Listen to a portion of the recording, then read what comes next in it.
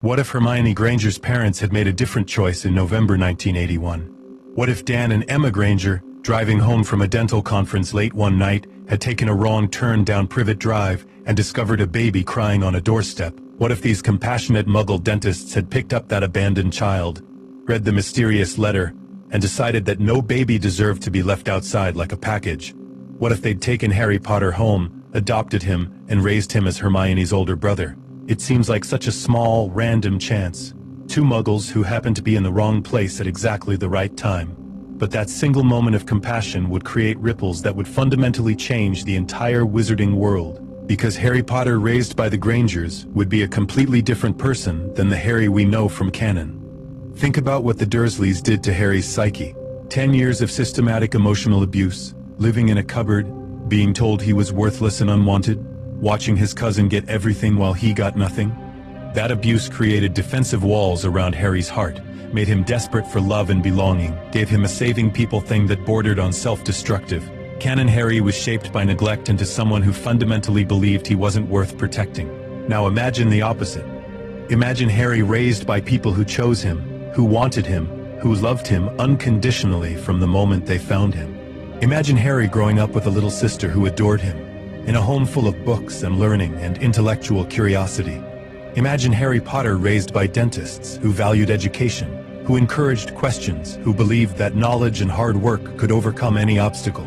This is the timeline we're exploring today, where Harry Potter grows up as Harry Granger, big brother to Hermione, raised by Muggles who love him completely, where the boy who lived discovers magic at the same time as his sister, where they navigate Hogwarts together, where family bonds prove stronger than prophecy or destiny.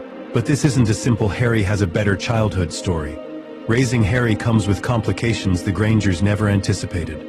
They're Muggles with no understanding of magic or the wizarding world. They don't know about the prophecy, about Voldemort's followers seeking revenge, about the magical fame attached to their adopted son. They raise Harry with love, but also with complete ignorance of the danger he represents. And critically, they also raise Hermione. Canon Hermione was brilliant but often isolated, desperate to prove herself to magical peers who looked down on her Muggle heritage. But this Hermione grows up with an older brother who protects her, who shares her intellectual curiosity, who faces the magical world's prejudice alongside her. She becomes someone different, more confident, but also more defensive of her family. We'll explore how the Grangers handled discovering their son is famous in a world they don't understand, how they react when they learn about Voldemort, about the prophecy, about the danger Harry faces, how they navigate raising two magical children while being Muggles themselves, how they protect Harry and Hermione from a world that often despises Muggle-borns. We'll examine what kind of person Harry becomes when raised with love and intellectual encouragement. Does he still have the same moral courage? The same saving people thing? Does he develop differently without the abuse and neglect that shaped Canon Harry? What happens when he arrives at Hogwarts not as an ignorant orphan, but as a confident boy with a family who loves him? We'll follow Harry and Hermione through their Hogwarts years together. How does having an older brother change Hermione's experience? How does protecting his little sister change Harry's choices? What happens when they face challenges together rather than separately? How do their combined intelligence and different approaches to problems change events? And we'll explore the complicated question of identity. Harry grows up as Harry Granger, not Harry Potter. He knows James and Lily were his birth parents.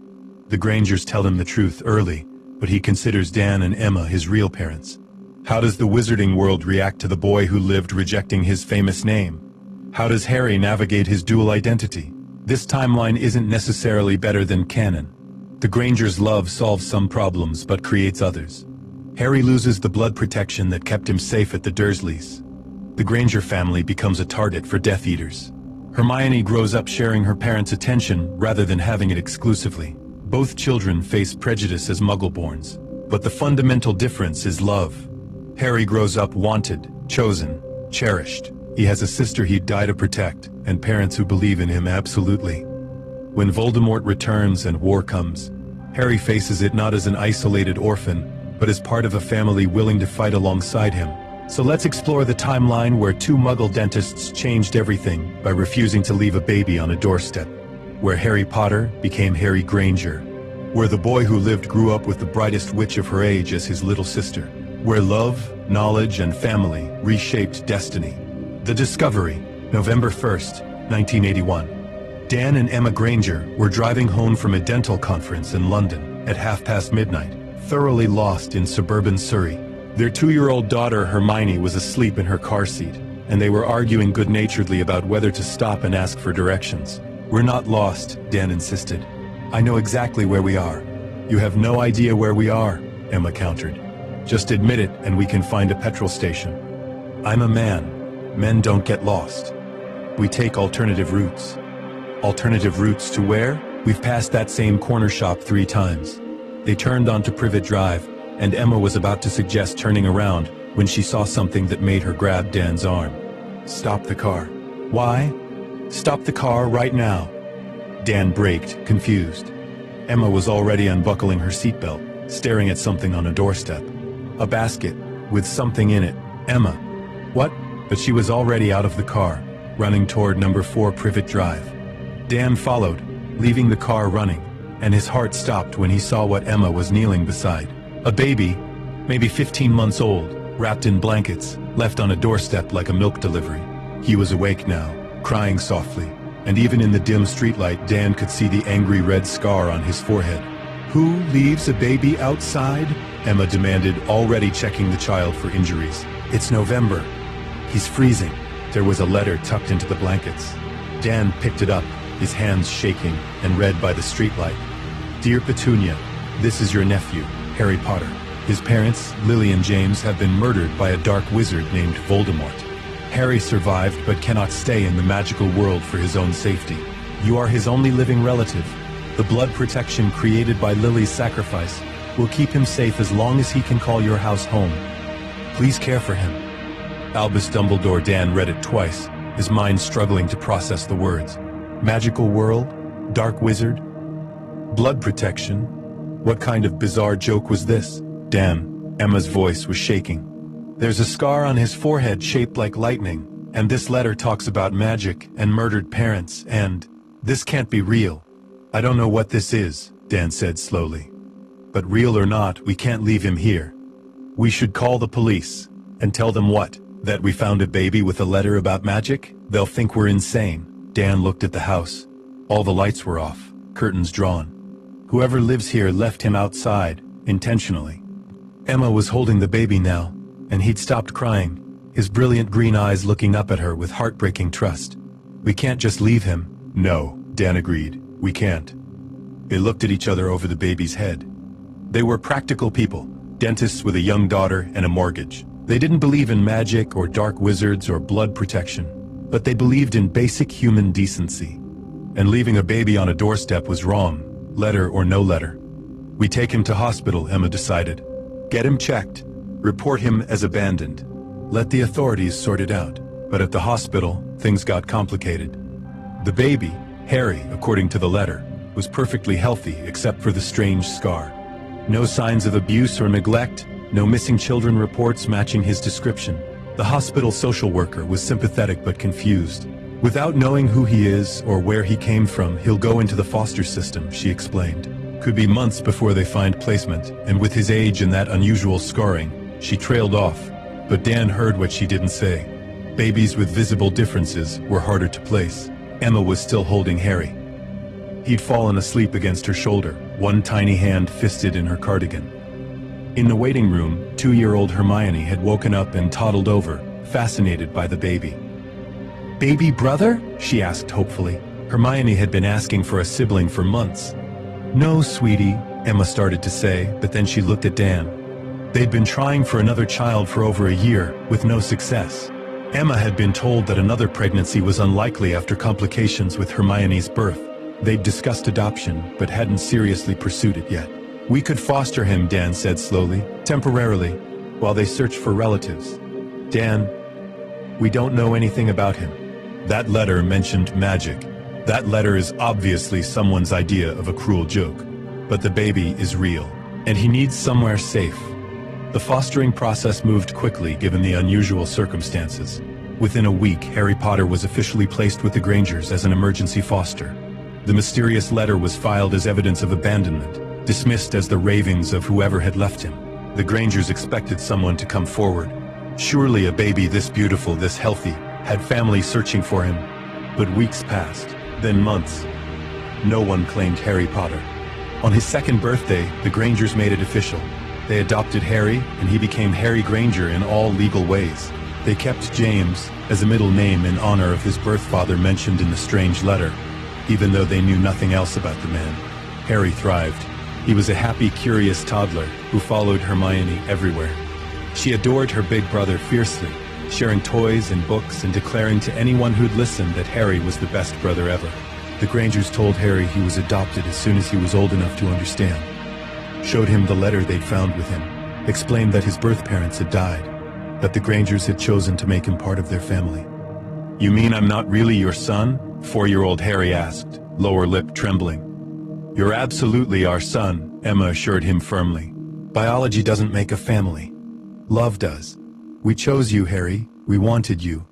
You're ours just as much as Hermione is. Do you want me to find my birth family when I'm older? That's your choice to make someday," Dan said. "We'll support whatever you decide. But Harry, you'll always be our son. Always." Harry seemed satisfied with that. He called them Mum and Dad without hesitation, though he kept the strange letter in his room, reading it occasionally with quiet curiosity. Strange things happened around Harry as he grew. Toys would float to him when he was upset. His hair grew back overnight after Emma tried to cut it. Once when Hermione was being bullied at the park, the bully's shoelaces tied themselves together and he tripped. The Grangers didn't know what to make of it. They were rational people, scientists, who didn't believe in the supernatural. But the evidence was undeniable. Emma dug out that old letter, reading it again with new eyes. "What if it's true?" she asked Dan one night after the children were asleep. "Magic. What if Harry really is from some magical world?" "That's impossible. So is hair growing back overnight. So are toys levitating." "Dan, what if that letter wasn't a joke? If it's true, why hasn't anyone from this magical world come for him? We've had him for 4 years. Maybe they don't know where he is. We moved him from where he was left." They decided not to dwell on it. Magic or not, Harry was their son. They'd deal with whatever came, together as a family. Hermione showed signs of similar strangeness around age 6. Books would fly from shelves to her hands. Once when she was angry, every window in the house shattered simultaneously. The Grangers researched obsessively, finding nothing that explained their children's abilities, until Hermione's 11th birthday approached, and an owl arrived carrying a letter. "Dear Miss Granger, we are pleased to inform you that you have been accepted at Hogwarts School of Witchcraft and Wizardry." Emma's hands shook as she read. "It's real. Magic is real." "There's another letter," Dan said, holding up a second envelope addressed to Harry. Harry opened it with trembling hands. "Dear Mr. Granger, we are pleased to inform you that you have been accepted at Hogwarts School of Witchcraft and Wizardry." The Grangers sat in stunned silence. Their children were magical.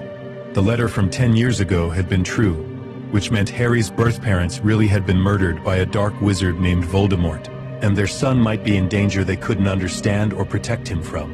"What do we do?" Emma whispered. "We learn," Dan said firmly. "We learn everything we can about this world our children are part of, and we keep them safe, together." That summer, the Granger family entered the wizarding world for the first time, and nothing would ever be the same. Discovering the Wizarding World, summer 1991.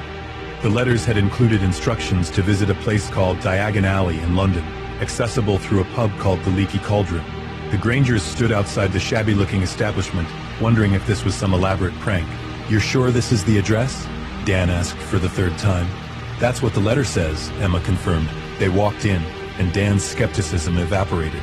The pub was full of people in robes and pointed hats. A woman stirred her drink with a wand. In the corner, a man read a newspaper with moving photographs. "Blimey," Harry breathed. "It's real. Magic is actually real." A tiny man behind the bar noticed them and hurried over. "First time in the magical world? You've got that look. Tom's the name. You'll be wanting Diagon Alley, I expect?" "Yes, please," Emma said faintly. Tom led them to a brick wall in the back courtyard and tapped it with his wand in a specific pattern. The bricks rearranged themselves, revealing a busy street full of shops with impossible goods in the windows. Harry and Hermione stared in wonder. Dan clutched Emma's hand tightly. They'd been rational, scientific people their entire lives. This was overwhelming. "Where do we start?" Dan asked. Gringotts first, Tom suggested. The bank. You'll need wizard money. Then Ollivanders for wands, and Flourish and Blots for books. Gringotts was staffed by creatures Tom identified as goblins. The head goblin examined the children's Hogwarts letters and consulted thick ledgers. Miss Granger, you'll need a vault established, standard procedure for Muggle-born students. The goblin's tone made Muggle-born sound like an insult, though his face remained professionally neutral. And Mr. Granger? The goblin continued, checking another ledger. His expression changed to shock. Harry Granger, formerly Harry Potter? That was his birth name, Dan confirmed. We adopted him. The goblin stood abruptly. Wait here, please. He disappeared, returning minutes later with an older goblin who examined Harry with intense interest. Harry Potter. We wondered what had become of you. You have an inherited vault from your parents, Lord and Lady Potter. Vault 687. I have a vault? Harry asked, stunned. Indeed. Quite substantial. Your parents left you well provided for. The goblin's tone was respectful now. We require a blood test to confirm identity before granting access. The blood test confirmed what the goblins suspected. This was definitely Harry Potter, son of James and Lily. The goblin handed Harry a small key. Your vault key. It has been held in trust awaiting your arrival. The goblin paused. Mr. Potter, you should know, there has been no attempt to access your vault or contact you since your parents' deaths. Most unusual for someone of your significance. Significance? Emma asked sharply. Perhaps best discussed in private. They were led to a private office, where a senior goblin explained gently. Harry Potter is famous in the wizarding world. He survived a killing curse as a baby, and the dark wizard who cast it was destroyed. He's known as the boy who lived. The Grangers listened in growing horror as the goblin outlined Voldemort's reign of terror, the Potter's murder, Harry's miraculous survival. Everyone thought you were with Muggle relatives, the goblin finished.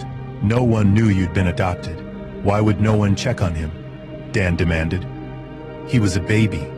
That is an excellent question, the goblin said dryly. One perhaps to ask Albus Dumbledore. They exchanged Muggle money for wizard currency, took gold from Harry's vault, Harry staring in shock at the piles of gold galleons, and began shopping. At Ollivanders, the wand maker examined both children carefully. Ah, yes. Miss Granger, vine wood and dragon heartstring, 10 3/4 inches. Quite flexible. Very good for charms work. Then he turned to Harry. And you, Mr. Potter, Granger, Harry corrected firmly. My name is Harry Granger. Ollivander's expression flickered. Of course, forgive me. Let's find your wand. Harry tried wand after wand with no success. Finally, Ollivander brought out a box he'd been avoiding. Holly and phoenix feather, 11 inches, nice and supple. Very curious combination. Harry grasped it and felt warmth spread through his body. The wand emitted golden sparks. Ollivander's face went pale. Curious. Very curious. What's curious? Emma asked, nervously. The phoenix whose tail feather is in your son's wand gave another feather. Just one other. That wand gave Harry Potter his scar. Silence. Emma clutched Dan's arm. You mean? Dan couldn't finish. Harry's wand and Voldemort's are brothers. I don't know what it means, but it's certainly curious. They left quickly, both children clutching their wands, the Grangers trying to process the implications. At Flourish and Blots, they bought the required schoolbooks. Hermione immediately buried herself in Hogwarts, a history while Harry read The Rise and Fall of the Dark Arts with grim fascination. There's a book about me, Harry said quietly, holding up The Boy Who Lived by a Rita Skeeter. The cover showed a baby with a lightning bolt scar, smiling cherubically. Emma took it from him and skimmed through, her expression darkening. This is sensationalized rubbish. Don't believe a word. But people recognized Harry. Once word spread that Harry Potter was in Diagon Alley, they were mobbed. Witches and wizards wanted to shake his hand, thank him, get his autograph. The Grangers formed a protective barrier around their children and fled to the Leaky Cauldron. I don't understand, Harry said once they were safely back in the car. Why do they care about me? I didn't do anything. I was a baby. You survived what no one else did, Hermione said, looking up from her book. That makes you special to them. A symbol of Voldemort's defeat. I don't want to be a symbol. I just want to be Harry. You are Harry, Dan assured him. You're our son, Hermione's brother. Nothing else matters." But Dan and Emma exchanged worried looks. They'd entered a world they didn't understand, and their son was famous in ways that might be dangerous. The goblin's words echoed. "Most unusual for someone of your significance. Someone should have been watching over Harry. Someone should have checked on him." The fact that no one had for 10 years was deeply troubling.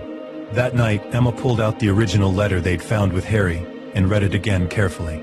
"Dan, this letter is addressed to someone named Petunia. Harry's aunt, presumably. But it says Dumbledore left Harry there for blood protection. What does that mean? Maybe we should try to find out." They wrote to Hogwarts, requesting a meeting with Headmaster Dumbledore before term started. They had questions. There was many questions. The reply came by owl the next morning. "Dear Mr. and Mrs. Granger, I would be delighted to meet with you. Please visit Hogwarts on August 15th at 2 p.m. I will explain everything I can." Albus Dumbledore, August 15th, arrived. The Grangers left Harry and Hermione with Emma's parents and drove to Scotland following magically appearing directions. Hogwarts Castle appeared suddenly, massive and ancient and impossible. A stern-looking woman met them at the gates. "Professor McGonagall, Deputy Headmistress. The headmaster is expecting you." They were led to an office with a spiral staircase entrance. The password was "Fizzing Whizbees." Inside, an elderly wizard with half-moon spectacles and a long silver beard smiled at them warmly. "Mr. and Mrs. Granger, please, sit. Would you like tea?" "We want answers," Dan said bluntly. "You left our son on a doorstep, a baby, in November, outside. Why?" Dumbledore's expression became somber. "Harry was never supposed to be your son. I left him with his Aunt Petunia Dursley, his mother's sister. Blood protection created by Lily Potter's sacrifice would keep him safe there. We found him that night," Emma said. "We were lost, drove down that street by chance. When we saw a baby abandoned outside, we couldn't leave him." "You took Harry from Privet Drive?" Dumbledore looked genuinely shaken. "I had no idea. I've been monitoring the Dursleys for years and Harry never appeared there. I assumed, but I never actually checked." "Oh, this is my fault. I should have verified. You didn't check on a baby for 10 years? Dan's voice was cold. "I thought he was safe, protected. I was wrong." Dumbledore looked older suddenly. "But tell me, has Harry been happy with you?" "He's our son," Emma said fiercely. "We love him. We've given him everything we could." "Then, perhaps this accident was Providence," Dumbledore said gently. "The Dursleys would not have loved Harry. They hate magic, hate anything abnormal. He would have been miserable there." "But this blood protection," Dan started, "is lost," Dumbledore admitted. "The protection only works with blood relatives. You've given Harry love and happiness, but not magical protection. That complicates things. Voldemort's followers remain at large. When Harry's presence at Hogwarts becomes public, they may target him. Then we'll protect him," Emma said firmly. "You're muggles," Dumbledore said, not unkindly. "You cannot protect him from magical threats." "Then teach us how," Dan demanded. "We're not giving him up. He's our son." Dumbledore studied them for a long moment. "You truly love him?" "Of course we do," Emma said, bewildered. "He's our child." "Then we work together," Dumbledore decided. "I'll ensure Hogwarts is safe. You maintain his home life and emotional well-being, and Harry must learn to protect himself. His connection to Voldemort is unique and dangerous." They talked for hours. Dumbledore explained the prophecy, though he didn't reveal its exact wording. Explained Voldemort's likely return. Explained the danger Harry faced, simply by existing. The Grangers left Hogwarts terrified but determined. Their son was marked for danger they couldn't fully understand. But they'd faced it together as a family. At home they told Harry and Hermione everything. Age-appropriate versions at least. Harry had a right to know he was famous, that people might target him, that Voldemort might return. "I don't care about any of that," Harry said. "I just want to go to school with Hermione and learn magic." "And you will," Dan promised. "But you'll also be careful. Both of you." September 1st approached. The Grangers were sending both their children into a magical world they didn't understand, full of dangers they couldn't protect against. But they'd raise their children with love and knowledge and courage. It would have to be enough. First year, Hogwarts together, September 1st, 1991. Platform 9 3/4 at King's Cross Station was chaos. Families saying goodbye, owls hooting, trunks being loaded onto the Scarlet Hogwarts Express. The Grangers stood together, Dan with his arm around Emma's shoulders, both trying not to cry as their children prepared to leave for the first time. "You have everything?" Emma asked for the 5th time. "Books, robes, wands?" "Mum," Harry said gently, "we've checked 3 times. We have everything." "And you'll write every week?" "Every week," Hermione promised, hugging her mother tightly. "Harry," Dan said seriously, "look after your sister." "Always," Harry said without hesitation. At 13, he was already taller than Hermione, protective instincts deeply ingrained from years of being her big brother. "And Hermione," Emma added, "look after your brother. He may be older, but you're the sensible one." "Hey," Harry protested with a grin. They boarded the train together, Harry helping Hermione with her trunk. They found an empty compartment and settled in, waving to their parents until the train pulled away. "We're really doing this," Hermione breathed, eyes shining with excitement. "We're going to Hogwarts." "We are," Harry agreed, feeling a mixture of excitement and nervousness. He'd read extensively about the wizarding world over the summer, knew he was famous, knew people would recognize him. He wasn't sure how he felt about that. The compartment door slid open. A round-faced boy with a toad peered in nervously. "Sorry, have you seen a toad? I've lost Trevor." "We haven't," Hermione said kindly, "but we can help you look." "I'm Hermione Granger, and this is my brother Harry." "Neville Longbottom," the boy said, then blinked at Harry. "Wait, Harry? Harry Potter? Harry Granger," Harry corrected firmly. "I was adopted. The Grangers are my family." "Oh," Neville said, looking confused but accepting. "Sorry, it's just, you're famous. Everyone knows about you." "Everyone except me until 2 months ago," Harry said wryly. "Come on, let's find your toad." They searched several compartments.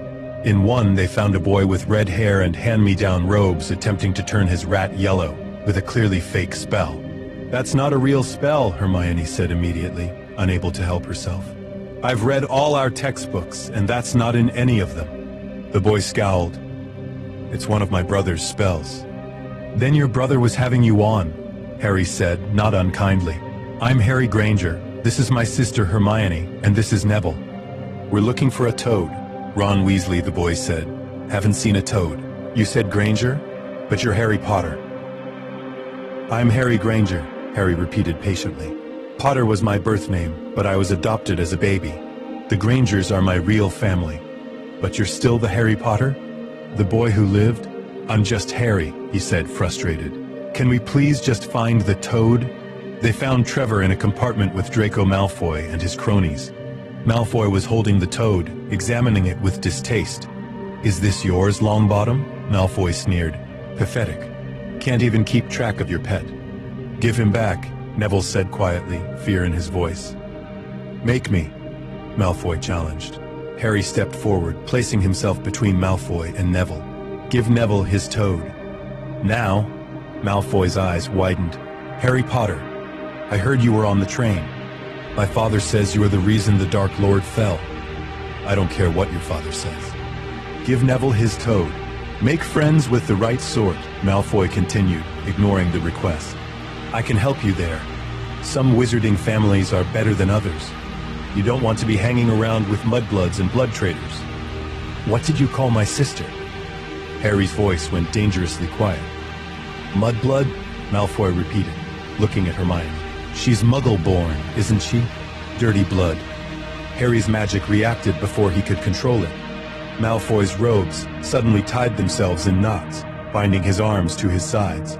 Trevor hopped free and Neville caught him. "You're Muggle-born too," Malfoy gasped. "The Grangers are Muggles. I heard all about it." "Harry Potter raised by Muggles like common trash." "I'm proud to be raised by Muggles," Harry said coldly. "My parents are brilliant, kind people who love me. That's more than I can say for anyone who teaches their son to use slurs. Come on, Hermione. Let's go." They returned to their compartment, Neville following gratefully. Ron appeared minutes later. "That was brilliant," Ron said admiringly. "Malfoy deserved that. Can I sit with you?" "Of course," Hermione said, moving her books. They talked for the rest of the journey. Ron was fascinated by the Muggle world, asking endless questions. Neville was shy but warmed up gradually. Hermione recited facts from Hogwarts. a history, until Harry gently suggested she let others talk too. When the train arrived at Hogsmeade, they took boats across the lake together. Harry made sure Hermione was safely in their boat, Ron and Neville joining them. The first sight of Hogwarts Castle took everyone's breath away. Massive stone walls, dozens of towers, windows glowing with light. "It's beautiful," Hermione whispered. "Yeah," Harry agreed. "It really is." Professor McGonagall met them in the entrance hall and explained the sorting process. Harry felt Hermione grip his hand nervously. They might be separated into different houses. The possibility hadn't occurred to either of them until now. The Great Hall was magnificent, candles floating in mid-air, ceilings showing the night sky, 4 long tables full of students watching the first years enter. Harry tried to ignore the pointing and whispers as people recognized him. McGonagall placed a stool and an extremely old, patched wizard's hat. The hat opened a rip near its brim and began to sing. Harry barely heard the words, too nervous about being separated from Hermione. Names were called alphabetically. Abbott Hannah became a Hufflepuff. Bones, Susan, also Hufflepuff. Boot Harry was sorted to Ravenclaw. Granger, Harry. Harry walked forward, hearing whispers increase. He sat on the stool, and McGonagall placed the hat on his head. "Well, well," a voice said in his mind. "Harry Potter. Or Harry Granger, as you prefer." "Interesting. Very interesting. Please don't separate me from Hermione," Harry thought desperately. "She's my sister. I need to protect her." "Protect her?" "She's quite capable of protecting herself. But I see your point. Gryffindor values loyalty and protection, yet you have a sharp mind. Ravenclaw would suit you. And ambition too. Slytherin would help you become great. I don't care about greatness. I care about my family. Loyalty above all else." "Then it had better be Hufflepuff." The announcement shocked everyone. Harry Potter, the boy who lived in Hufflepuff? The Hufflepuff table erupted in cheers while other tables looked stunned. Harry walked to his new house, receiving backslaps and handshakes, but his eyes were on Hermione. More names: Granger, Hermione. Hermione sat under the hat for nearly 4 minutes. A hat stall. The hat clearly debated between Ravenclaw and Gryffindor. Finally, "Gryffindor!" Hermione looked torn between pride and disappointment as she walked to the Gryffindor table. She'd wanted to be with Harry, but as she sat down, Harry caught her eye across the hall and smiled reassuringly. Different houses didn't mean they weren't still family. Neville became a Gryffindor. Ron became a Gryffindor. Draco Malfoy became a Slytherin, shooting Harry a venomous look across the hall. Dumbledore gave a speech, made announcements, and the feast appeared. Harry sat with his new housemates who were eager to talk to him. "You're really Harry Potter? Why Hufflepuff?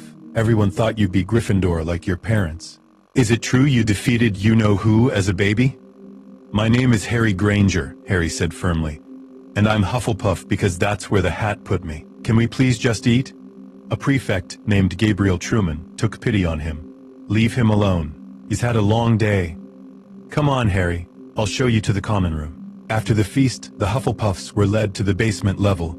Their common room entrance was near the kitchens, hidden behind barrels. Gabriel tapped them in a rhythm. Helga Hufflepuff. The common room was warm and cozy. Yellow hangings, comfortable armchairs, plants everywhere making the air smell like fresh earth and growth. Harry immediately felt welcome in a way he hadn't expected. "Boys' dormitories are that way," Gabriel said. "Your trunk should already be there. Get settled, and if you need anything, ask a prefect." Harry found his dormitory, circular room with 5 four-poster beds. His trunk was at the foot of one, already labeled with his name, Harry Granger.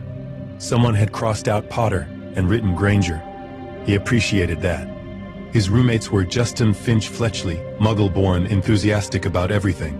Wayne Hopkins, quiet, seemed nice, and Ernie Macmillan, pure blood but friendly. They all wanted to know about Harry's famous story, and he deflected as politely as possible. "Can we just treat me like a normal person?" Harry asked finally. "Please? I don't remember defeating Voldemort. I was a baby. I'm just Harry." "Fair enough," Justin said. "But you have to tell us what it's like being raised by Muggles." "I'm Muggle-born too, and my parents are still processing the magic thing." Harry relaxed and talked about growing up Muggle, dentistry, television, normal school. His roommates listened with fascination, and Harry realized he could bridge 2 worlds here. He knew both Muggle and magical, could translate between them, Before sleeping, he pulled out parchment and wrote 2 letters. One to his parents, telling them about the sorting and his house. One to Hermione, telling her he was okay and they'd figure out the different houses. He fell asleep thinking about his sister in a different tower, hoping she was okay without him nearby, for the first time in years. Settling in. First term, the first weeks at Hogwarts established patterns that would define the next 7 years. Harry quickly became known not as Harry Potter, the boy who lived, but as Harry Granger, that nice Hufflepuff with the brilliant sister in Gryffindor. It helped that Hufflepuffs were known for loyalty and hard work rather than heroics. It gave Harry space to be normal. His reputation developed through small actions. He helped first years find their way around the castle, tutored students struggling with spell work, shared notes generously, defended a Ravenclaw from bullying by older Slytherins. Hufflepuffs valued fairness and kindness, and Harry embodied both naturally. He spent every spare moment with Hermione, studying in the library or meeting between classes. They'd never been apart before, and both found the separation difficult. Other students found it odd that a Hufflepuff and Gryffindor were so close, until they learned Harry and Hermione were siblings. "It's actually really sweet," Harry overheard a 7th-year Hufflepuff saying. "He's so protective of her, and she helps him with homework." Classes proved challenging in different ways for each of them. Hermione excelled at everything immediately, and always shooting up first, earning eye rolls from classmates who found her insufferable. Harry was more measured, intelligent but less showy, preferring to think before answering. He earned points steadily for Hufflepuff through consistent good work, rather than Hermione's flashy brilliance. Potions with Professor Snape was uncomfortable for both Grangers. Snape clearly disliked Harry on sight, though Harry had no idea why. The professor made cutting comments about Harry's techniques, deducted points for minor infractions, and generally made potions miserable. "I don't understand," Harry told Hermione after a particularly brutal lesson where Snape had called his potion utterly incompetent despite it being perfectly acceptable. "What did I do to him?"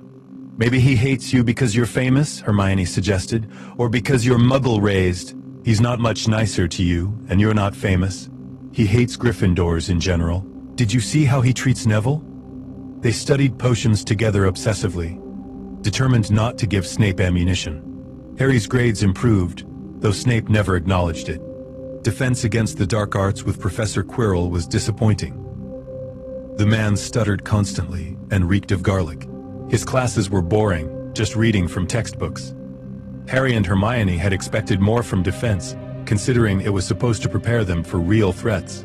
"We should practice on our own," Hermione decided. "The library has practical defense books. We can teach ourselves." "Is that safe?" Harry asked doubtfully. "Safer than being unprepared if something attacks us." Transfiguration with Professor McGonagall was Hermione's favorite, and Harry's second favorite, after Charms with Professor Flitwick, who appreciated Harry's careful, methodical approach. McGonagall was strict but fair, pushing all students to excel. On Halloween, everything changed. Harry was at the Hufflepuff table enjoying the feast when Professor Quirrell burst into the Great Hall screaming about a troll in the dungeons, then fainted. Panic erupted. Dumbledore ordered prefects to lead students back to dormitories. Harry's first thought was Hermione. The Gryffindors were being led away, but where was she? He scanned the Gryffindor table frantically and didn't see her bushy brown hair. "Harry, come on," Ernie Macmillan urged, pulling his arm. "My sister. I don't see Hermione. She probably already left with her house. She's not there!" Harry broke free and ran toward the Gryffindor prefects. "Have you seen Hermione Granger?" "Not since this afternoon," a prefect said. "She got upset about something Ron Weasley said and ran off.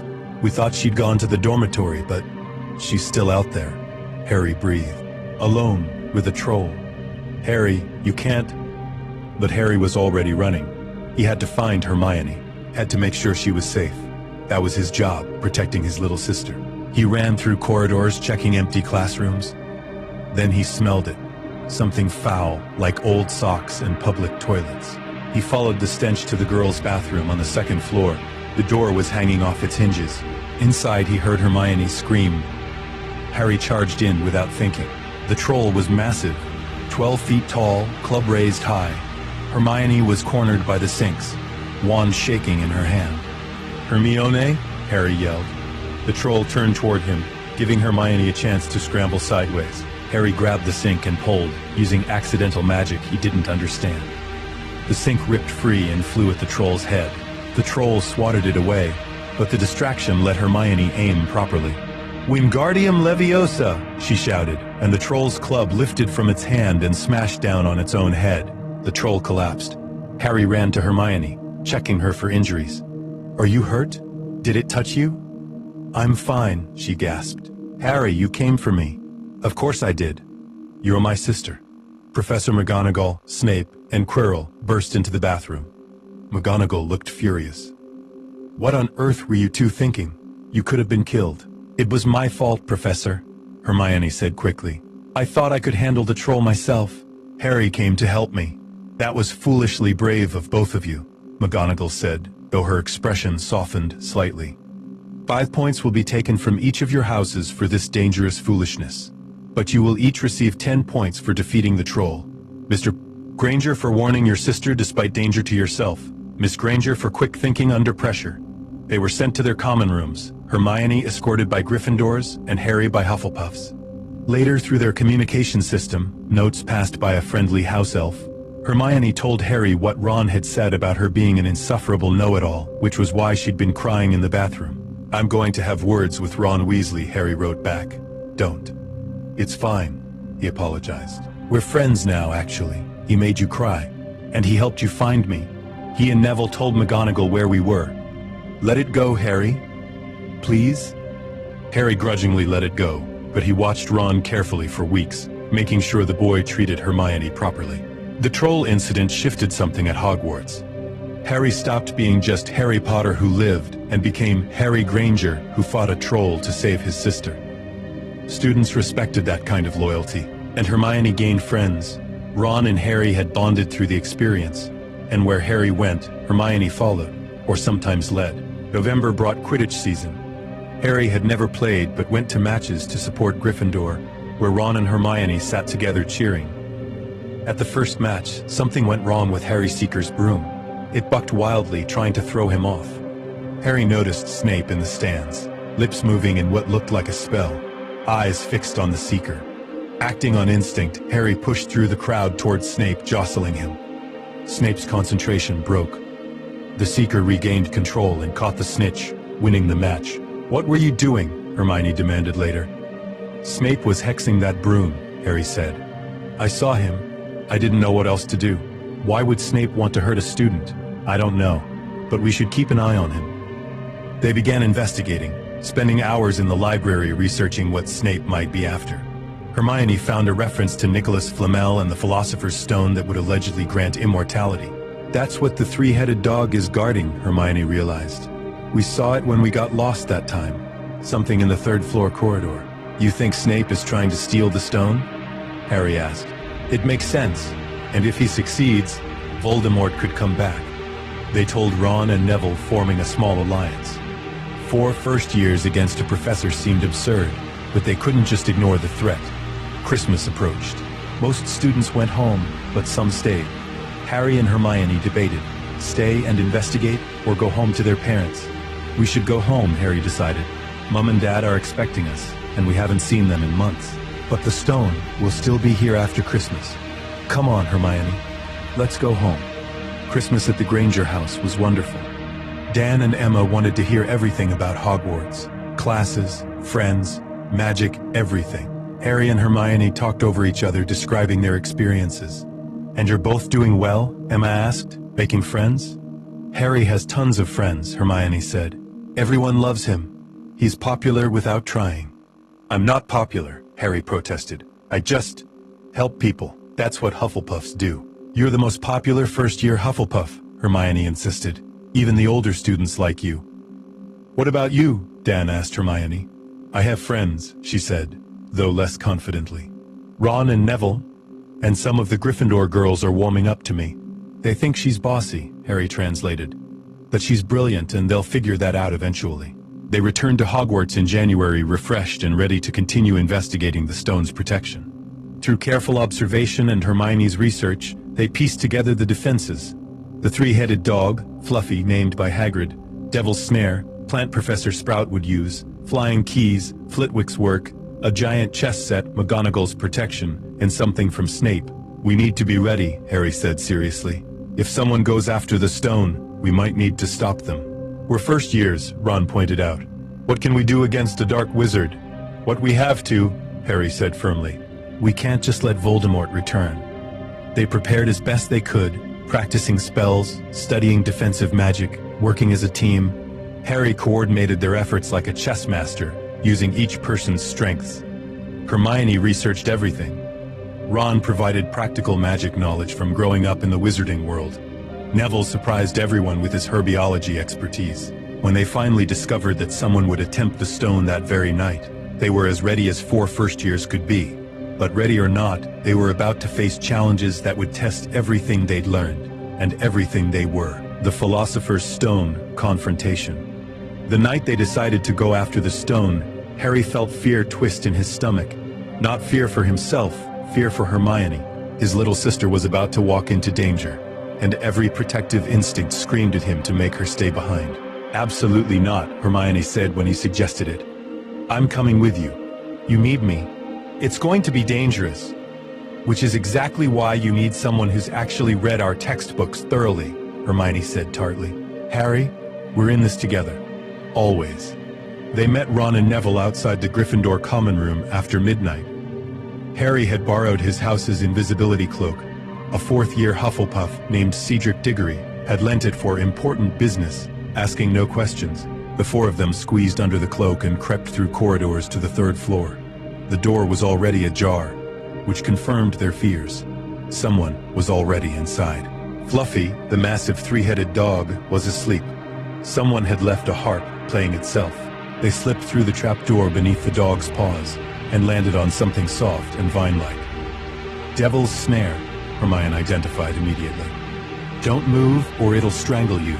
We need light and heat. It hates both. Lumos Solum, Harry cast, and bright light filled the chamber. The plant recoiled, dropping them onto stone floor below. The next chamber contained hundreds of flying keys and an old broomstick. They needed a specific key, large, old-fashioned, silver with a bent wing. I'll get it, Harry said. You 3 stay here. Harry, Hermione started. I'm the best flyer. You know I am. It was true. While Harry wasn't on any house team, he'd practiced flying extensively with Cedric and other older students. I'll be fast. He mounted the broom and shot into the swarm of keys. They were charmed to avoid capture, but Harry had his mother Lily's eye for patterns. He spotted the silver key trying to hide behind others, feinted left, then dove right and snatched it. Through the door they found the giant chess set. Ron's eyes lit up. I'm good at chess, he said. Really good, but we'll need to play as pieces. They positioned themselves, Harry as a bishop, Hermione as a castle, Neville as a knight, Ron as a second knight.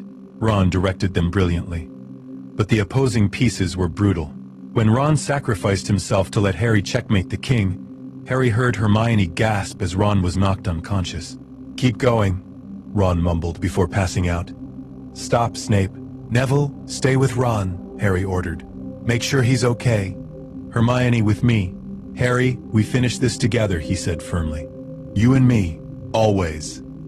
They went through the next door expecting more challenges, but there was just a troll, already unconscious. Quirrell's work, clearly. The final chamber held the mirror of Erised and Professor Quirrell, not Snape. Quirrell, Hermione breathed. Good evening, Quirrell said without his stutter. I wondered if you'd make it. Trying to play hero, Mr. Granger? How very Gryffindor of you. Except you're not Gryffindor, are you? You're Hufflepuff. The House of Loyalty. Loyal to your mudblood sister. Don't call her that, Harry said dangerously, moving to shield Hermione. The mirror shows me presenting the stone to my master, Quirrell said, frustrated.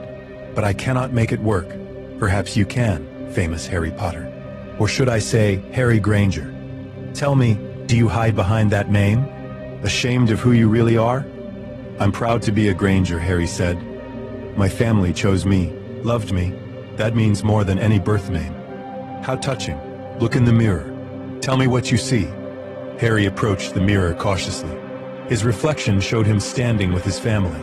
Mum, Dad, Hermione, and 2 people he recognized from photos. James and Lily Potter.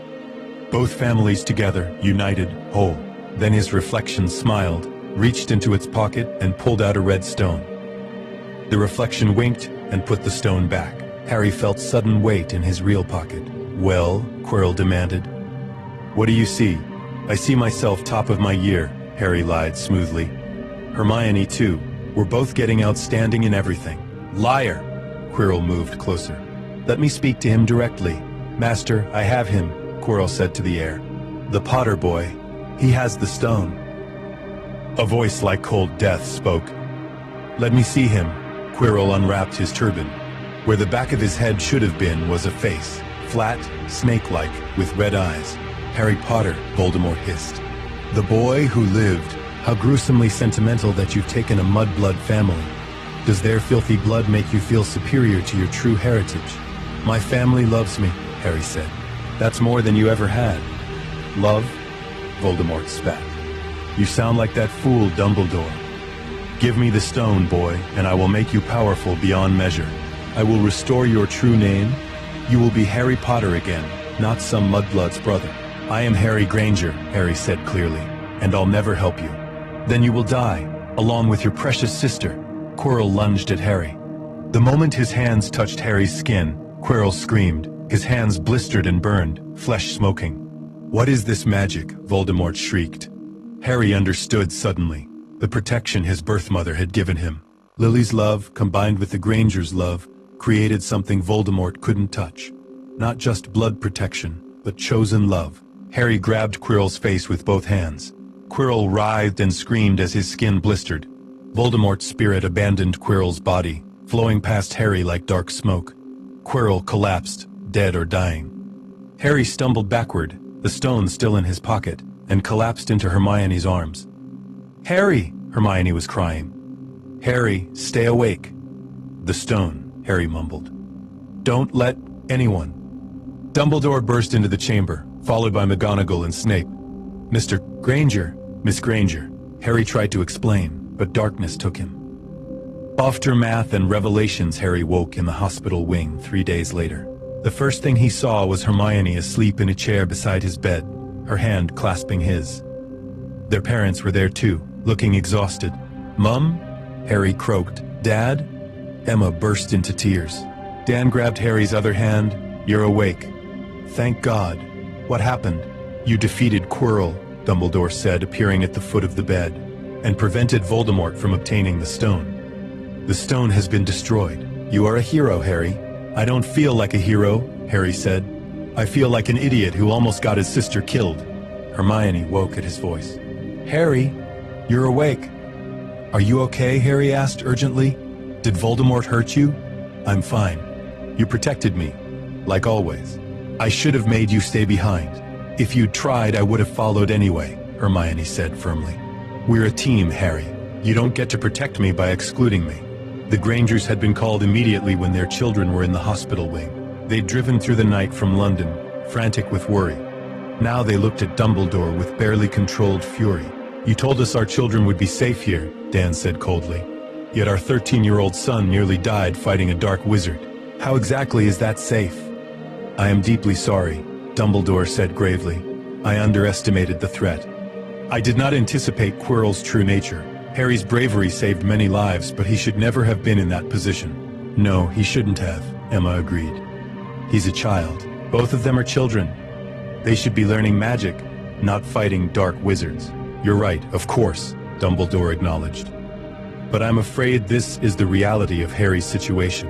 Voldemort will return, and when he does, Harry will be his primary target. Not because Harry seeks conflict, but because the prophecy marks him as Voldemort's equal." "Then we take him out of Hogwarts," Dan said immediately. "We'll homeschool him. Both of them. Keep them away from danger." "Dad, no," Harry protested. "I want to stay at Hogwarts. I need to learn how to protect myself."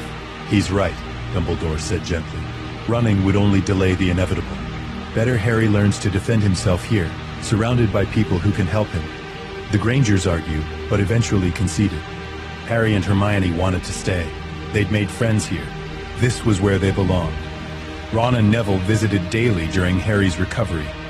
Ron looked guilty about being knocked out and missing the final confrontation. Neville was just relieved everyone survived. "You lot are mad," Ron said cheerfully. "Brilliant, but completely mad." Says the boy who sacrificed himself in chess, Hermione pointed out.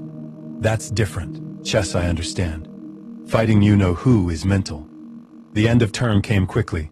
At the final feast, Dumbledore announced the House Cup standings. Slytherin was winning by a significant margin until last-minute points were awarded to Mr. Ronald Weasley for the best played game of chess Hogwarts has seen in many years. 50 points to Gryffindor. To Miss Hermione Granger for keeping a cool head under pressure and protecting her brother. 50 points to Gryffindor. And to Mr. Harry Granger for courage, loyalty, and protecting those he loves at great personal risk. 60 points to Hufflepuff. The hall erupted in cheers. The points didn't win either house the cup. Ravenclaw ultimately won. But they elevated both Gryffindor and Hufflepuff significantly. Harry noticed Dumbledore's careful wording. Protecting those he loves, not the stone or the school. Dumbledore understood what motivated Harry. Not heroics or glory, but love for his family. On the train home, Harry and Hermione sat with Ron and Neville, already planning next year. Do you think it'll be this exciting every year? Neville asked nervously. I hope not, Harry said. I'd like one year where we just learn magic and don't nearly die. Where's the fun in that, Ron joked. At King's Cross, the Grangers swept both their children into fierce hugs. Dan held Harry's shoulders, looking him in the eye. I'm proud of you, he said seriously. You protected your sister and stopped a dark wizard. That took real courage. But Harry, next time something like this happens, tell a professor. Tell us. Let adults handle it. Promise me. I promise to try, Harry said honestly. But if Hermione's in danger, I'm not waiting for permission to protect her. Dan looked at Emma helplessly. She sighed. You raised them to be brave and look after each other. We can't be surprised when they do exactly that. That summer, the Grangers worked to understand the magical world better. They read every book they could find about wizarding culture, history, and threats. They needed to protect their children, which meant understanding what they were up against.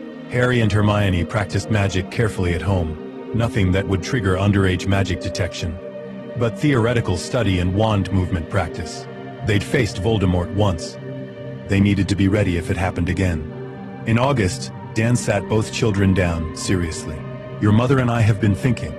What happened with Quirrell and Voldemort? That's not going to be an isolated incident, is it? No, Harry admitted. Voldemort's going to keep trying to come back. And he's going to target me because of the prophecy. Then you need to be prepared, Emma said. Really prepared. Not just school lessons, but actual defense training. We thought about hiring a tutor, Dan continued. Someone to teach you practical defense during summers. That's brilliant, Hermione said immediately. We need more practical training. Defense class with Quirrell was useless. They spent the rest of summer researching private defense tutors and making plans.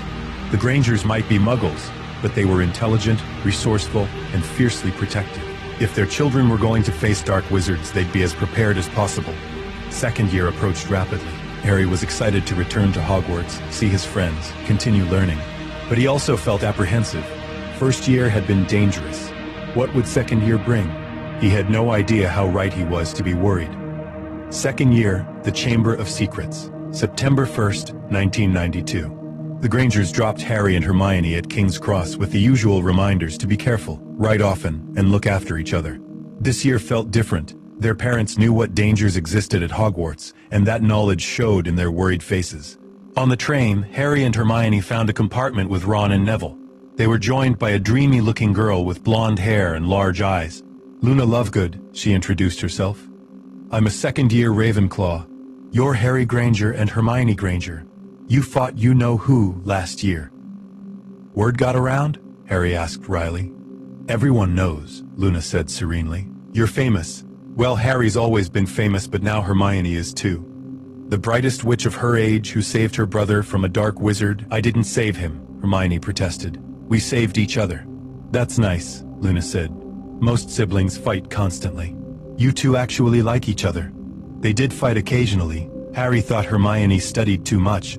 Hermione thought Harry was too quick to defend her when she could defend herself. But they loved each other fiercely, and everyone could see it. At Hogwarts, the sorting ended, and Dumbledore made his announcements. Then he introduced their new Defense Against the Dark Arts teacher, Gilderoy Lockhart. Harry recognized him immediately from Flourish and Blots. where Lockhart had been signing books over summer. The man was a preening peacock who tried to use Harry for publicity photos. Harry had declined firmly, and Lockhart had looked offended.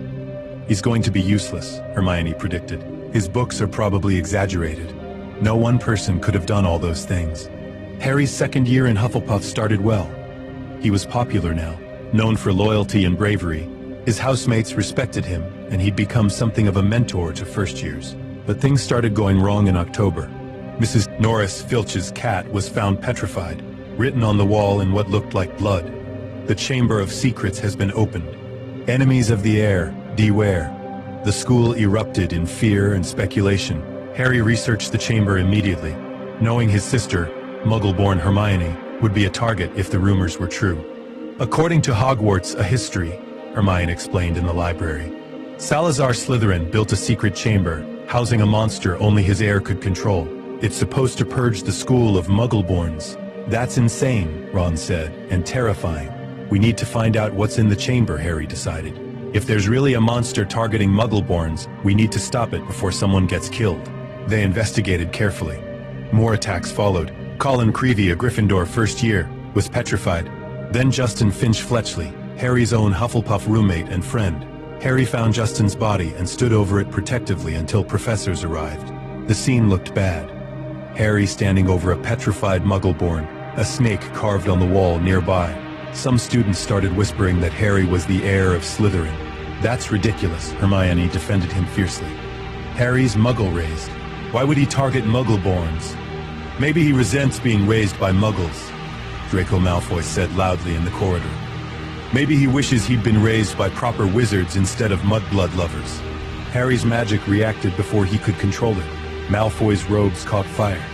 Harry extinguished them immediately, but the damage was done. He'd attacked another student, seemingly confirming suspicions. That was self-defense of his sister's honor. Bernie Macmillan defended Harry later in the Hufflepuff common room. Malfoy used a slur. Harry reacted. Anyone would have, most Hufflepuffs agreed, loyal to their housemate. But the rumors persisted. The real breakthrough came when Hermione was researching in the library and found a reference to basilisks in a book about magical creatures. She'd been taking notes frantically when she was attacked. The basilisk's reflection in a mirror petrified rather than killed her. Harry found her body in the library, her hand clutching a note. He read it with shaking hands. Basilisk. Snake. Pipes. Don't look directly at it. Harry felt something break inside him. Hermione, his brilliant, brave little sister, was petrified, stone still, frozen, possibly dying, and he hadn't protected her. Ron and Neville found him sitting beside Hermione's bed in the hospital wing, holding her hand and crying. "We're going to find who did this," Ron promised. "We're going to stop them. No one else is getting hurt," Harry said, voice cold with determination. "I don't care what it takes, this ends now." When Ginny Weasley disappeared, taken into the chamber itself, Harry didn't hesitate. The teachers were searching frantically, but finding nothing. Harry found Professor Lockhart in his office, packing to flee. "You're supposed to be the defense teacher," Harry said coldly. "A student's been taken by a monster. You're going to help me save her." "I don't think," Harry drew his wand. That wasn't a request. With Lockhart at wand point, Harry investigated where he'd seen writing on walls. He found a bathroom that Hermione had mentioned. Moaning Myrtle's bathroom. The ghost told him about dying 50 years ago, seeing yellow eyes. "The entrance is here," Harry realized, "in the pipes, but I need to speak Parseltongue to open it." "You're a Parselmouth?" Ron breathed. He'd come despite Harry ordering him to stay safe. Apparently. Harry hadn't known until words in snake language came out of his mouth at the sink. The pipes revealed a tunnel leading down into darkness. They descended, Harry, Ron, and a terrified Lockhart. The tunnel led to a massive chamber deep under the school, decorated with snake imagery. In the center lay Ginny Weasley, looking pale and still. Standing over her was a teenage boy Harry didn't recognize, translucent like a ghost but more solid. "Tom Riddle," the boy introduced himself. "Or as I'm better known, Lord Voldemort." Harry's blood ran cold. "You're Voldemort?" A memory preserved in a diary, feeding off Ginny Weasley's life force. "She opened the chamber for me, wrote my messages, set my basilisk on mudbloods, all while thinking she was going mad." "Let her go," Harry demanded. "I think not." I want to talk to the famous Harry Potter. Or should I say, Harry Granger? Riddle's lip curled. You rejected your heritage for muggle filth. Your parents died fighting me, and you spit on their memory by taking a mudblood's name. The Grangers are my family, Harry said. They chose me, loved me, raised me. That's worth more than any magical heritage. How touching. Let me show you what your precious family can't protect you from. Riddle spoke in Parseltongue, calling the basilisk. The massive serpent emerged from the statue's mouth, 60 feet of scales and death. Harry averted his eyes, knowing direct eye contact meant instant death. But fighting blind was nearly impossible. The basilisk struck, Harry dodged, and chaos erupted. Fawkes appeared suddenly, Dumbledore's phoenix, and clawed out the basilisk's eyes. The basilisk thrashed wildly, now blind but still deadly. Fawkes dropped something in Harry's hands. The sorting hat. Harry reached into the hat desperately and felt his fingers close around a sword hilt. He pulled out a magnificent sword, Godric Gryffindor's sword, which appeared to those who showed true bravery. The basilisk lunged, jaw open to swallow Harry whole. Harry thrust the sword upward through the roof of the basilisk's mouth and into its brain. The creature shuddered and died, but a fang had pierced Harry's arm. Basilisk venom spread through his veins, burning like fire. He stumbled toward the diary, Tom Riddle's anchor to existence, and stabbed it with the broken fang. Riddle screamed and dissolved.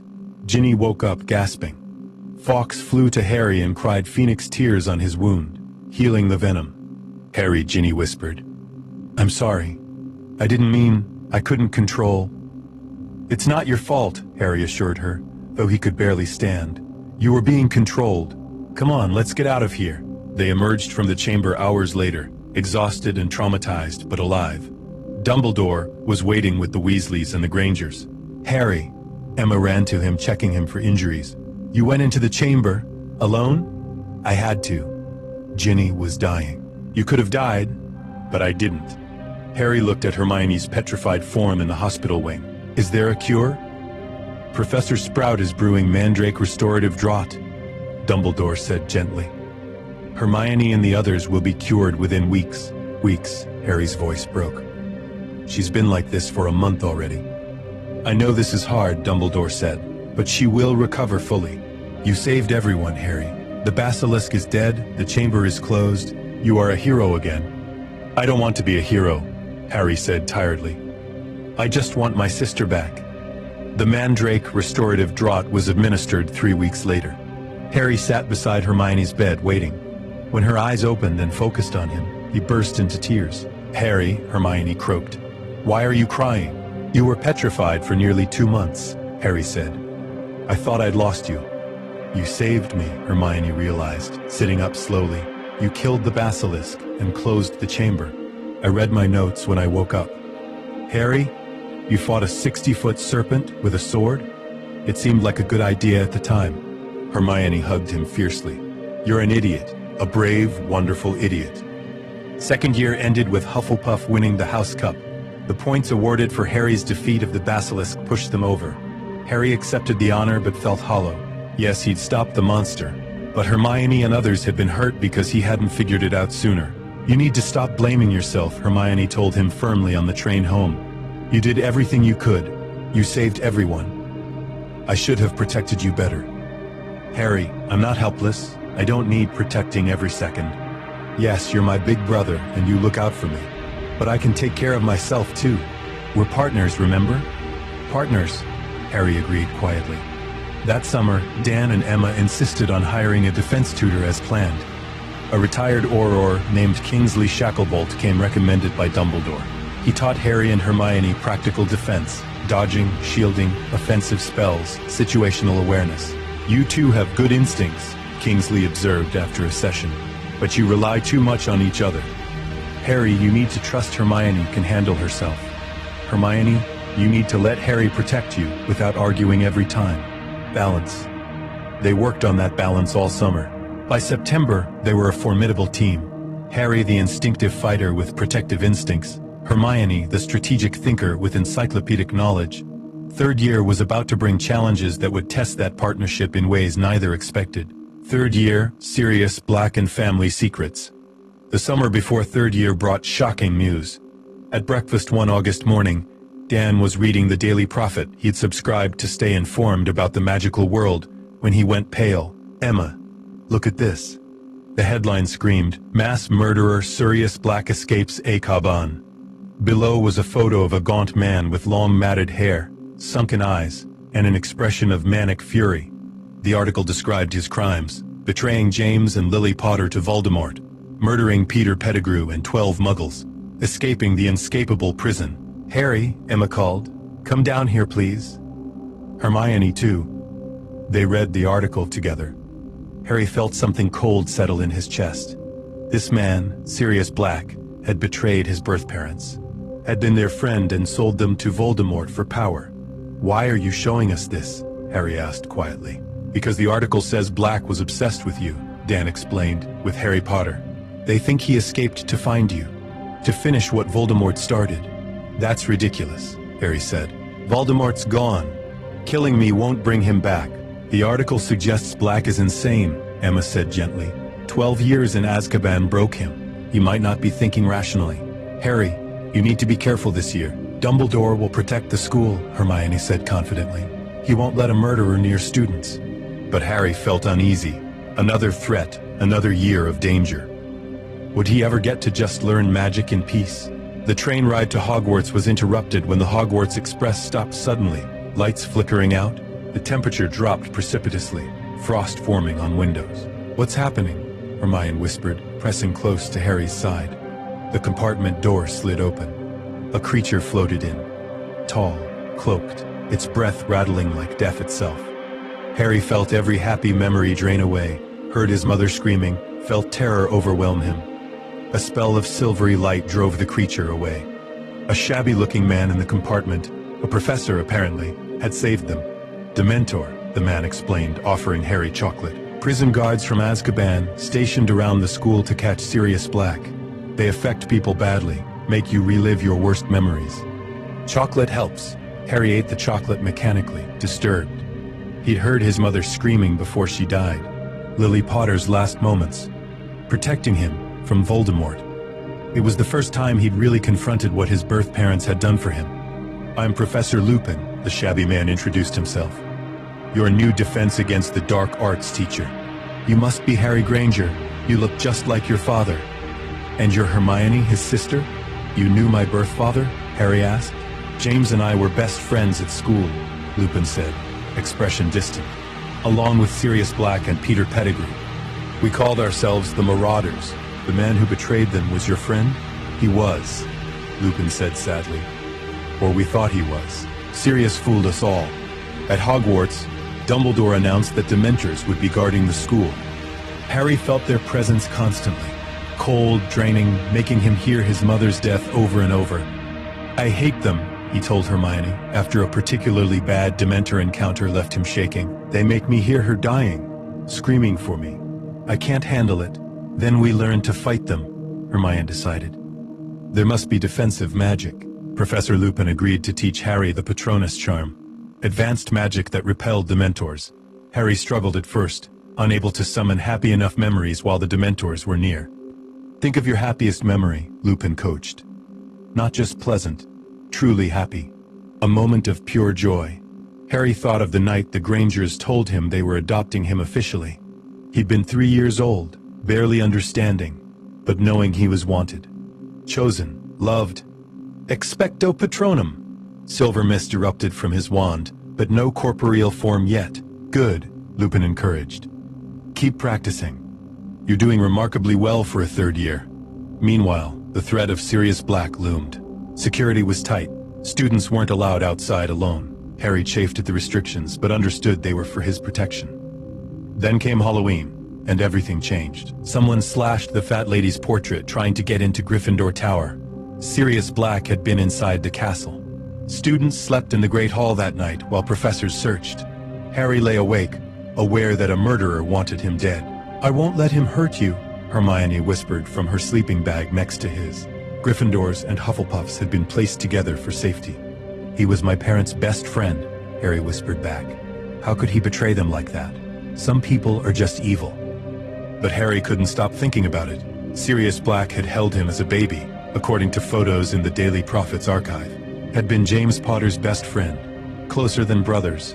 What had made him turn? In December, the Gryffindor versus Hufflepuff Quidditch match saw Harry face Dementors again. He'd been made Hufflepuff Seeker this year, finally joining the house team.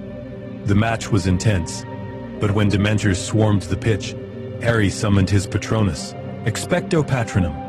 A full corporeal Patronus burst from his wand, a silver stag that charged the Dementors, scattering them. Harry caught the snitch, winning the match, but more importantly, he'd cast a Patronus that rivaled adult magic. That was a corporeal Patronus, Professor Lupin said, awed. Harry, that's Newt-level magic. How did you manage it? I thought about my family, Harry explained. All of them, Mom, Dad, Hermione, being chosen, being loved. That's my happiest memory. Later in private, Lupin showed Harry a map, the Marauder's map, showing everyone in Hogwarts. Your father helped create this. Harry studied the map, seeing the tiny labeled dots moving around. He found Hermione Granger in the library. Of course she was.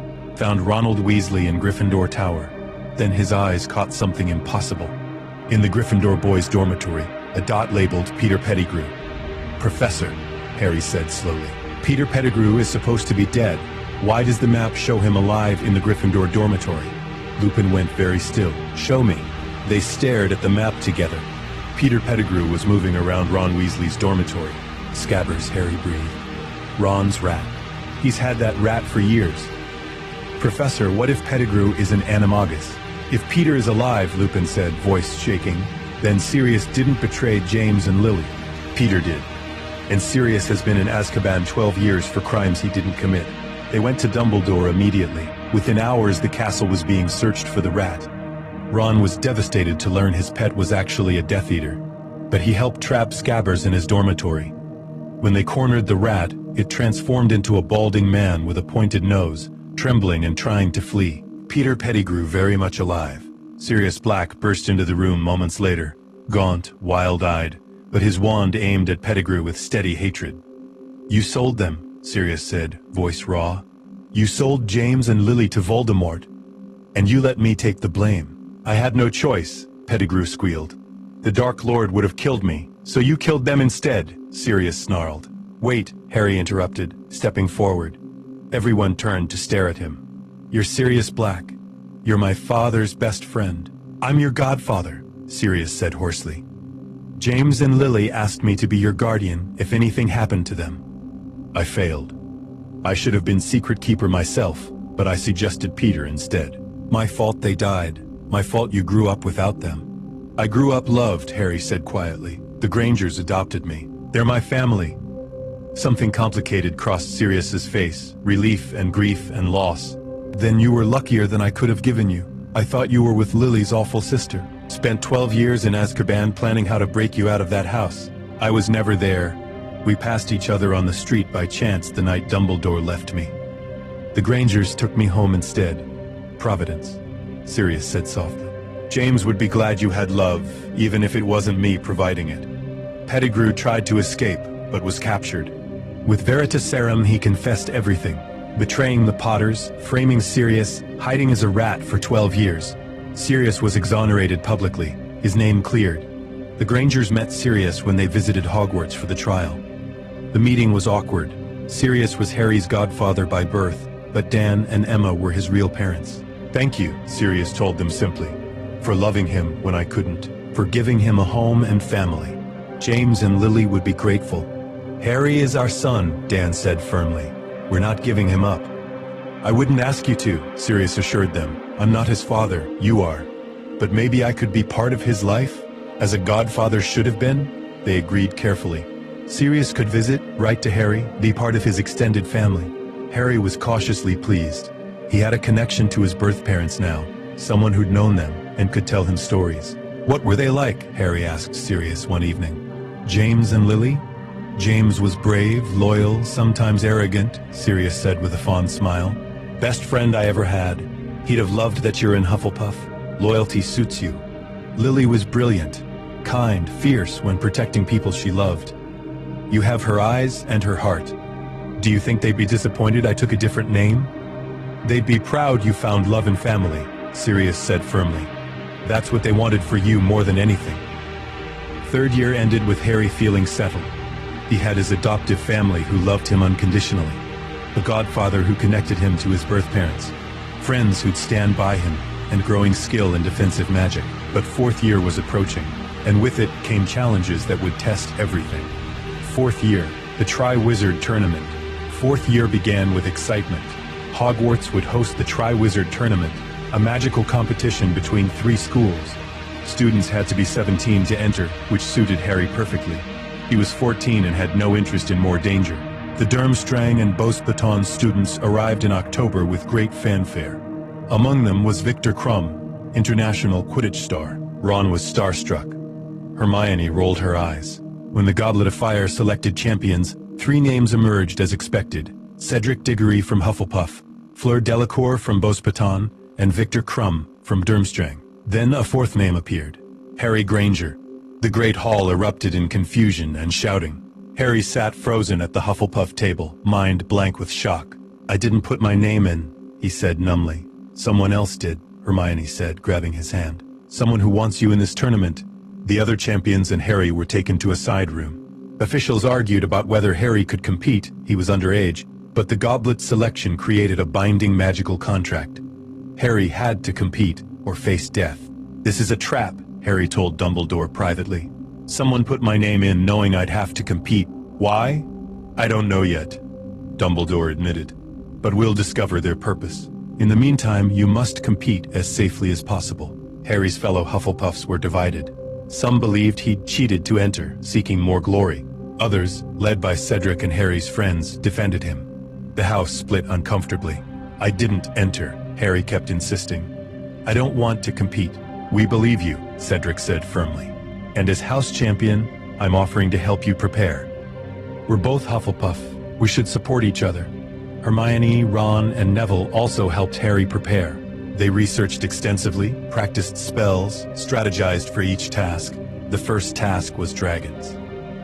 Harry drew the Hungarian Horntail, the most dangerous dragon. His plan was simple. Outfly it and grab the golden egg. He summoned his firebolt broom and flew, dodging the dragon's flames using superior speed and maneuverability. He snatched the egg, but got burned on his shoulder doing it. Madame Pomfrey healed him quickly, and he'd scored well enough to tie for first place with Crumb and Cedric. The second task required rescuing someone precious from the lake. Harry discovered his precious person was Hermione. She'd been placed under sleeping enchantment and held underwater by merpeople. Harry used gillyweed to breathe underwater and swam down. He found Hermione, Ron, Cedric's girlfriend Cho, and a young Beauxbatons girl all tied up. He freed Hermione first, then hesitated, seeing the others still bound. Take only your own, the merpeople warned. But Harry couldn't leave them. He waited until the other champions arrived, ensuring everyone was rescued. He finished last but gained extra points for moral fiber in refusing to abandon others. You idiot, Hermione said fondly. You could have won, but stayed to save people who weren't even yours to rescue. I couldn't just leave them there, Harry protested. The third task was a maze full of obstacles. Harry and Cedric, both Hufflepuffs, agreed to work together where possible. They helped each other through challenges. Harry handled a blast-ended Scroot, Cedric dealt with a Boggart. They reached the Triwizard Cup simultaneously and grabbed it together, agreeing to share the victory. The cup was a portkey. They were yanked away from Hogwarts, landing in a dark graveyard. Harry's scar exploded with pain. A high, cold voice spoke. Kill the spare. Green light hit Cedric. He fell, dead before hitting the ground. Cedric, Harry screamed, but he was being bound to a tombstone by Peter Pettigrew. The rat-faced man was chanting, performing a dark ritual. A monstrous, baby-like creature was placed in a cauldron. Pettigrew added ingredients: bone from the grave, his own severed hand, and blood forced from Harry's arm. The potion turned scarlet and gold. Something rose from the cauldron. A man, tall and skeletal, with red eyes and slits for nostrils. Voldemort was reborn. Harry Granger, Voldemort hissed. The boy who lived. You rejected your true heritage, taking mudblood filth as your family. Tonight you die as you should have died 13 years ago. Death Eaters apparated in, forming a circle. Voldemort released Harry from his bonds. gave him his wand back. He wanted to duel, to prove himself superior before killing Harry publicly. Harry knew he couldn't win. Voldemort was the most powerful dark wizard alive. But Harry thought of Hermione, his parents, Cedric's body lying meters away. He wouldn't die without fighting. They dueled. Harry dodged and blocked, using every defensive technique Kingsley had taught him. But Voldemort was overwhelming, his magic centuries beyond Harry's skill. Then their spells connected, brother wands creating priori incantatem. Golden light webbed between them. Ghost echoes of Voldemort's victims emerged. Cedric, an old man, a woman, and finally, James and Lily Potter. Harry, Lily's ghost, whispered. "We're so proud of you. So proud of who you've become." When the connection breaks, James added, "Run. Get to the cup. Get home." Harry broke the connection and ran. Death Eaters tried to stop him, but he sent up red sparks, grabbed Cedric's body and the cup simultaneously, and felt the port key activate. He crashed onto Hogwarts grounds, still clutching Cedric, surrounded by cheering crowds that hadn't yet realized what had happened. "He's back," Harry shouted. "Voldemort's back. He killed Cedric. He's back." Chaos erupted. Dumbledore reached Harry first, saw Cedric's body, saw the truth in Harry's eyes. "Get him to my office." Now, the aftermath was nightmare fuel. Harry gave testimony under Veritaserum, proving everything. The Minister Fudge refused to believe Voldemort had returned, calling Harry disturbed and attention-seeking. The Grangers arrived at Hogwarts and found their son traumatized, covered in blood, having witnessed a classmate's murder and barely escaped death himself. "We're taking him home," Emma said fiercely. "Both our children. They're not staying here if Voldemort is really back." "Mom, we can't run," Harry said tiredly. "Voldemort will find me eventually. Better I stay here and learn to fight him. You're 14 years old, and he's marked me as his equal. I don't get to opt out of this war." The Grangers stayed at Hogwarts for weeks, refusing to leave their children. They met with Dumbledore, with the Order of the Phoenix, with anyone who could help protect Harry and Hermione. Sirius arrived and held Harry while he cried for Cedric, for normalcy lost, for the childhood that was definitively over now. "It's not fair," Harry said. "I just wanted to learn magic and be normal." "I know," Sirius said gently, "but you're Harry Granger, and that means something. You've got family who loves you, friends who'll stand with you, and more courage than anyone should have to carry. You'll survive this." Fourth year ended with Harry grieving, the wizarding world divided about Voldemort's return, and war approaching fast. Fifth year, resistance and preparation. Fifth year brought Dolores Umbridge, ministry interference, and the formation of Dumbledore's army. But with one crucial difference. Harry had Hermione organizing from the start, and together they were formidable. Umbridge tried to suppress information about Voldemort, teaching useless theory and punishing anyone who mentioned the Dark Lord's return. She targeted Harry specifically, making him write lines that carved words into his hand. "I must not tell lies." When Hermione saw the scars, she was furious. "That's illegal. That's torture." "She's protected by the Ministry," Harry said tiredly. "What can we do?" "We teach ourselves," Hermione decided. "If she won't prepare us for war, we'll prepare ourselves." They formed Dumbledore's army in the Room of Requirement. Harry taught defensive magic to anyone who wanted to learn. All houses, all years. His reputation as someone who'd faced Voldemort multiple times gave him credibility. "We're not just learning to pass exams," Harry told the group. "We're learning to survive a war. Voldemort is back. Whether the Ministry admits it or not, we need to be ready." Hermione organized everything. Schedules, lesson plans, security. Ron helped recruit members. Neville, who'd grown in confidence over the years, became one of their best students. Luna Lovegood joined, as did Ginny Weasley. Even some Slytherins came, wanting practical defense regardless of politics. Harry taught Patronuses, shield charms, stunning spells, disarming techniques. He taught them to work in pairs, to protect each other, to think strategically. "You're really good at this," Hermione observed after a session. "Teaching, I mean. You should consider it as a career." "Let me survive the war first," Harry said wryly. Umbridge discovered the DA eventually and tried to expel everyone involved. But Dumbledore took the blame and fled, leaving Hogwarts in Umbridge's control. The school became oppressive. Umbridge appointed an inquisitorial squad from Slytherin students to police others. She banned everything fun, made lists of prohibited items, turned Hogwarts into a prison. Harry continued the DA in secret. now teaching not just defense but resistance. How to undermine authority non-violently. How to protect each other from Umbridge's punishments. The Grangers were horrified when they learned about the situation. Dan and Emma came to Hogwarts and demanded a meeting with the Board of Governors. "You've put a torturer in charge of children," Dan said coldly. "My son has scars on his hand from her detention. That ends now." "Mr. Granger," the board chairman said patronizingly, "you're a muggle. You don't understand how magical education—" "I understand child abuse," Emma interrupted. "And if you don't remove her, I'm going to every newspaper in magical Britain with evidence. Imagine the scandal. The famous Harry Potter tortured at Hogwarts under ministry orders. The threat worked partially. Umbridge had to stop using blood quills, though she remained in charge. In June, Harry had a vision of Sirius being tortured at the Ministry of the Magic. He knew it was a trap. Voldemort wanted him at the Department of Mysteries to retrieve a prophecy only Harry could access.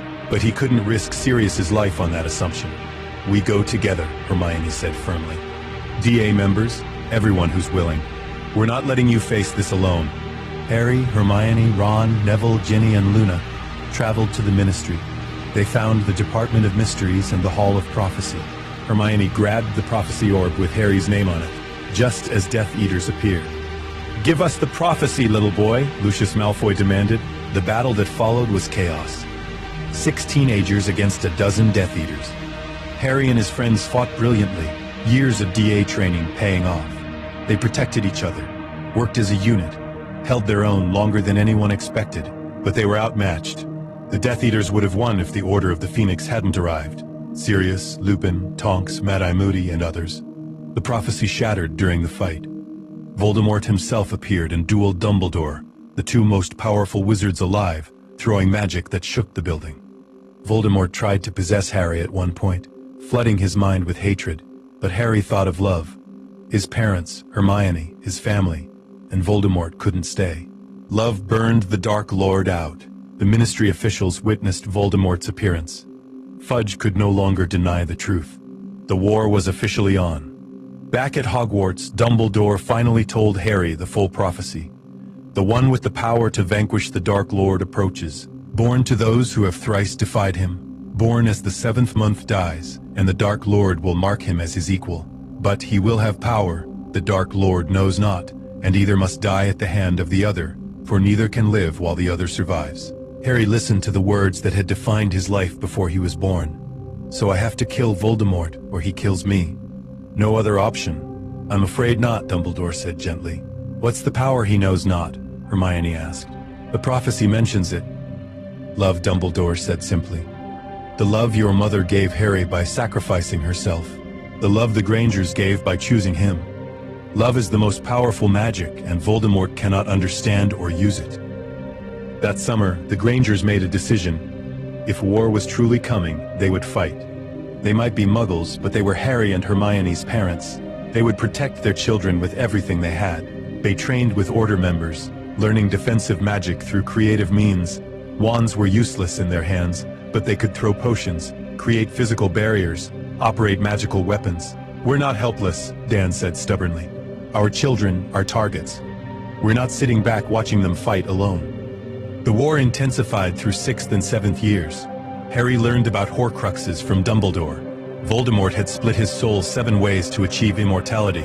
They had to destroy all the Horcruxes before Voldemort could be killed permanently. Harry, Hermione, Ron, and others hunted Horcruxes together. The locket from the cave, the cup from Gringotts, the diadem from Hogwarts. Each one was a deadly challenge. Dumbledore died during the hunt for the locket, killed by Snape in what they later learned was a mercy killing.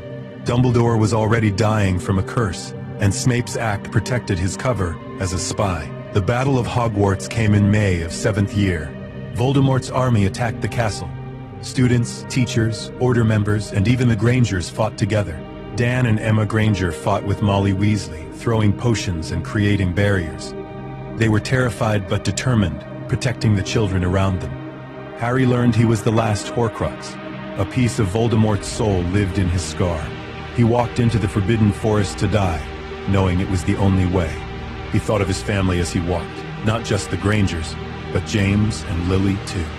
All the people who'd loved him. He was ready. Voldemort cast the killing curse. Harry's world went white. Epilogue. 19 years later, King's Cross Station, September 1st, 2017. Platform 9 3/4 was crowded with families seeing children off to Hogwarts. Harry Granger stood with his wife Ginny and their 3 children. Beside them were Hermione and Ron with their 2 children. The Granger siblings were sending their children to Hogwarts together, continuing the family tradition. "You'll write every week?" Emma Granger asked, hugging her grandson James for the 3rd time. She and Dan were older now, gray-haired but still fiercely devoted to their family.